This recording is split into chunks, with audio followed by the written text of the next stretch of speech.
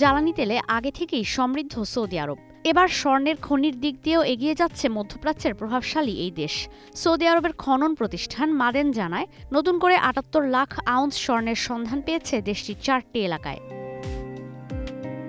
এই ৪টি খনি হল মানসুরা মাসারা, উরুক ২০-২১, আস সালাম এবং ওয়াদি আল জাও। এর মধ্যে মানসুরা মাসারা খনি থেকে সবচেয়ে বেশি প্রায় ৩০ লাখ আউন্স স্বর্ণ পাওয়া গেছে।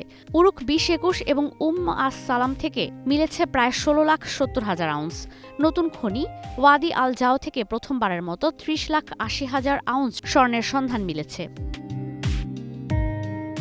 আঞ্চলিকভাবে খনি থেকে স্বর্ণ উত্তোলনে গুরুত্ব দিচ্ছে সৌদি আরব। মূলত জ্বালানি খাত থেকে দেশটির মোট রাজস্ব আয়ের ৯০% আসে। সৌদি যুবরাজ মোহাম্মদ বিন সালমানের ২০৩০ ভিশন অনুযায়ী শুধু জ্বালানি খাত নয়, স্বর্ণ এমনকি অন্যান্য খনিজ থেকে রাজস্ব আয় করা।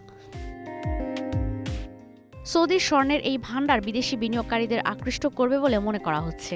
আগামী দিনে দেশটিতে কোটি কোটি ডলার বিদেশি বিনিয়োগ আসার সম্ভাবনা দেখা দিয়েছে। খনিজ তেলের পাশাপাশি স্বর্ণের খনিতেও বিনিয়োগ করতে আগ্রহী হবে বিদেশি প্রতিষ্ঠানগুলো, যা দেশের অর্থনীতির ভিতকে আরও শক্তিশালী করবে বলে প্রত্যাশা দেশটির সরকারের। ঈশিতা ব্রহ্ম, স্টার নিউজ।